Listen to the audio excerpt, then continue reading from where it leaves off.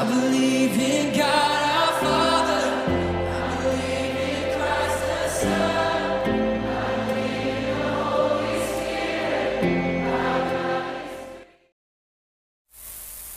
Harapan di dalam Tuhan harus berani kita taruh dia lebih tinggi. Barang siapa mau mengikut aku, tidak pantas bagi dia kalau dia masih menoleh ke belakang. Barang siapa dia bilang begini, ada satu orang bilang, Tuhan saya mau ikut engkau, tapi tunggu saya tegur saya pun bapa mama. Dia bilang itu tidak layak. Tunggu kok saya pulang lihat saya pun bapa, kok saya urus dia sampai mati, kubur habis baru saya. Itu tidak layak. Karena bagi orang yang siap membaca, kalau dia masih menoleh ke belakang tidak bisa. Apa yang dia mau kasih tahu? Dia bilang begini, di bagian atas dia bilang begini, kamu mau ikut aku? Ingat, serigala mempunyai liang, burung punya sangkar. Anak manusia tidak ada tempat untuk meletakkan kepala. Apa maksudnya? Dia bilang begini, pikir-pikirlah dahulu. Pikir-pikirlah dahulu sebelum engkau mengambil keputusan. Karena keputusan untuk mengikut Tuhan haruslah keputusan yang paling tinggi, melewati semua yang menjadi alasan bagimu. Dengan konsekuensi tadi, serigala punya liang, burung punya sangkar. Anak manusia tidak ada tempat meletakkan kepala. Hitung-hitung duluan, hitung-hitung. Hitung-hitung baik-baik dulu. Kalau kamu sudah sampai pada putusan, itu putusan paling tinggi. Tidak boleh ada putusan lagi yang lebih tinggi dari itu. Dengan seluruh konsekuensi. Dengan seluruh konsekuensi. Itu penting, saudara. Kadang-kadang kan kita, banyak orang ini mau ikut Tuhan. Dulu Paulus masuk penjara, toh? Dia masuk penjara karena pencuri? Masuk penjara karena melakukan tindakan kriminal? Tidak. Lalu kenapa dia masuk penjara? Hanya satu alasan. Karena dia mau percaya pada Tuhan Yesus. Keputusan percaya pada Tuhan Yesus membuat Paulus masuk penjara. Ini hal paling tidak disukai oleh banyak orang. Banyak orang kalau pikir percaya pada Tuhan itu berarti bebas masalah. Banyak orang pikir kalau percaya kepada Tuhan itu sakit kepala cukup tunjuk begini baru bilang dalam nama Yesus.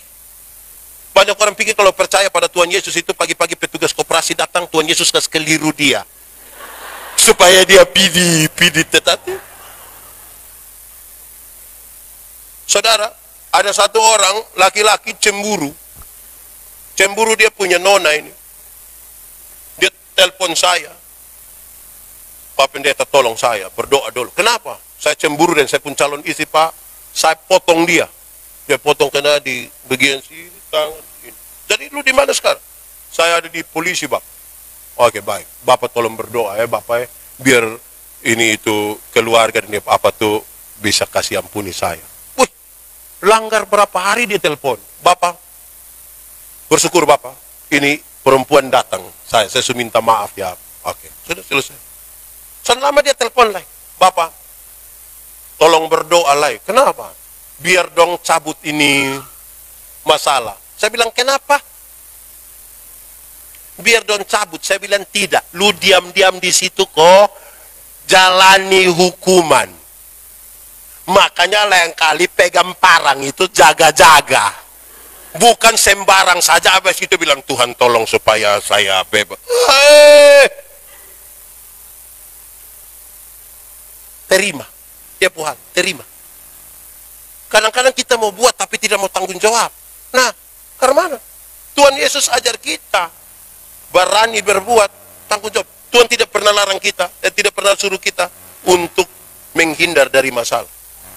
Tapi engkau harus ada di tengah-tengah masalah dan diberikan kekuatan untuk melewati. Bukan laut kalau tidak ada gelombang. Air yang tidak ada gelombang itu dia pun nama apa? Aqua. Tidak ada gelombang. Tapi laut selalu bergelombang. Itu. Karena itu, jalani kita perjalanan bersama Tuhan. Saudara, saya lihat dalam pergumulan hidup. Contoh orang bangun rumah. Orang bangun rumah bukan soal uang. Soal komitmen. Karena ada banyak orang golongan 4 rumah belum ada, yang golongan 2 dong rumah suara.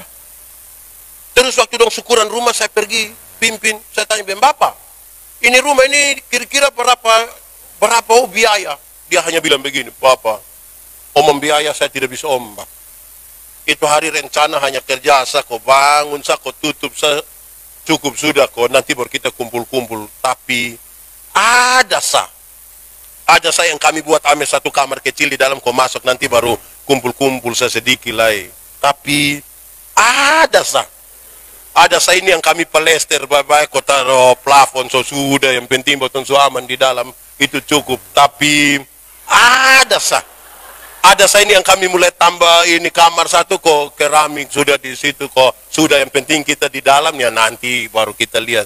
Tapi ada saya yang kami pelester di luar sudah, bapak kok tarik ame ini semen kasar sako taruh dia pun ini emper 2 sudah cukup sudah, bapak kok mau apa Tapi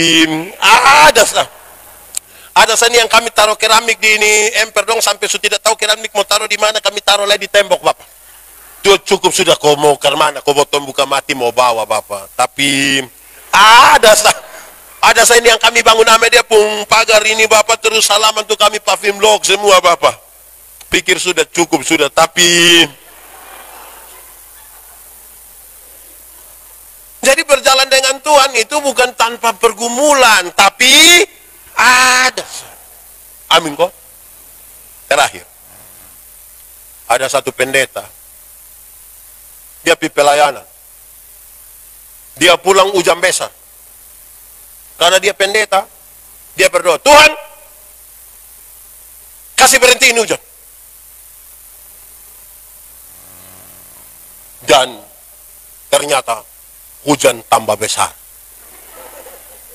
Petir kilat basambar baru ini di hutan, ada rumah di mana? Dia coba pi pohon besar satu, tetap hujan deras baru petir. Ini petir pun menyala begitu, dia takut, dia lari, sembunyi kiri kanan. Wih, dia sampai rumah, dia marah-marah, bahasa kiri kan dia marah.